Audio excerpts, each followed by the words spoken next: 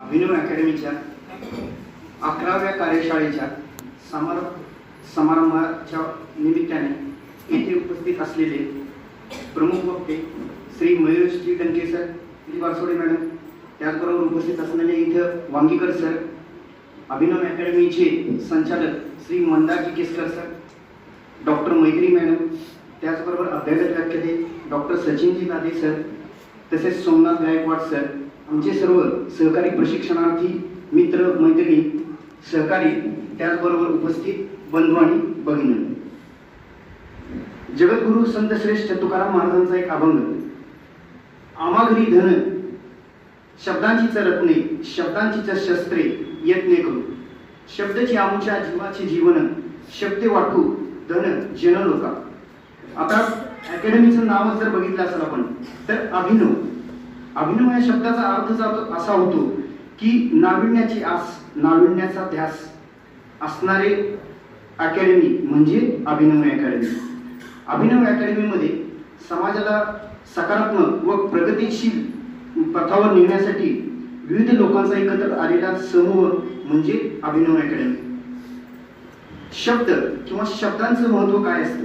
शब्द हे सारखेच असतात, पण ते ज्या पद्धतीने आपण उच्चार करतो त्या पद्धतीनं त्याचा इम्पॅक्ट, त्याच्या भावना ह्या लोकांपर्यंत प्रज्वलित होतात. शब्द हे विविध प्रकारचे असतात आणि ही शब्दांची विविध पैलू हे अभिनव अकॅडमीमध्ये आल्यावरच आम्हाला लक्षात आले. जसे शब्द हे गोड असतात तसेच शब्द हे तिखटही असतात. शब्द हे आनंद देणारे असतात, शब्द हे दुःख देणारेही असतात. शब्द हे हसू आणणारे असतात, त्याचबरोबर शब्द हे अश्रू आणणारेही असतात. कान देऊन ऐकण्यासारखेही शब्द असतात, त्याचबरोबर एका कानाने ऐकून दुसऱ्या कानानं सोडून द्यायसारखेही शब्द असतात. शब्द हे फुलांसारखे मऊ असतात, त्याचबरोबर शब्द हे कठोर आणि कठीण पण असतात. हे जे शब्दाचं महत्त्व जर कुठं समजलं असेल तर ते अभिनव अकॅडमीच्या माध्यमातून या शब्दांचं महत्त्व समजलेले आहे. जसं अभिनव अकॅडमीचे 4 मूलभूत स्तंभ जर म्हणले असतील तर आता आपण उल्लेख केलेले 4 स्तंभ आणि त्यांच्याविषयी एक व्यक्ती वैशिष्ट्य म्हणून जर सांगायचं झालं तर अभिनव अकॅडमीचे आपले संचालक श्री मंदारजी केसकर सरांच्या व्यक्तित्वाबद्दल आणि व्यक्तिमत्वाबद्दल जर थोडक्यात सांगायचं झालं तर कमीत कमी मोजक्या आणि परिणामकारक पद्धतीनं विषय मांडण्याची कला ही मंदारजी सरांकडे आहे. त्याचबरोबर डॉक्टर मैत्री केसकर मॅडमबद्दल जर सांगायचं झालं तर वक्तृत्वाचा न थांबणारा ओघळणारा झरा म्हणजे डॉक्टर मैत्री मॅडम. प्रचंड वाचन, शब्दांवर असलेली पकड, एक वैचारिक प्रगल्भता आणि कोणालाही न दुखवता अतिशय हळूवार पद्धतीनं एखाद्याला विषय समजून देण्याची जी हातोटी असते ती मैत्री मॅडमकडे आहे. त्याचबरोबर डॉक्टर सचिनजी दादे सरांबद्दल सांगायचं झालं तर अवघडातला अवघड विषय हा अतिशय सोपा करून आपल्या रोजच्या दैनंदिन व्यवहारामध्ये येणाऱ्या उदाहरणाच्या साह्यानं समजून देण्याची कला ही डॉक्टरजी सचिनजी दादे सर यांच्याकडे आहे.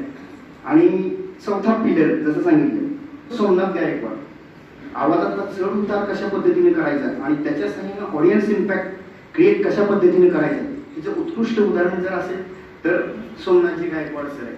तो हे आपलं अष्टपैलू व्यक्तिमत्व निर्माण करण्याचं एक साधन आहे हे इथं लक्षात आलं.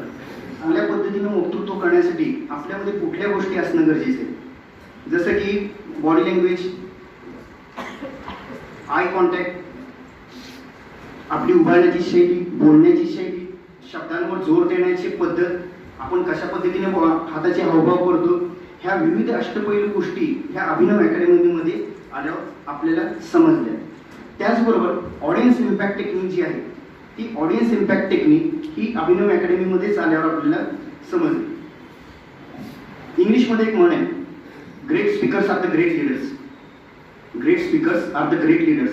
जे चांगले वक्ते असतात ते चांगले लीडर्स असतात आणि नेतृत्व हे ऑटोमॅटिकली त्यांच्याकडे येतं आणि नेतृत्व तुमच्याकडे आलं की कर्तृत्व सिद्ध करण्याची आपल्याला संधी उपलब्ध होती.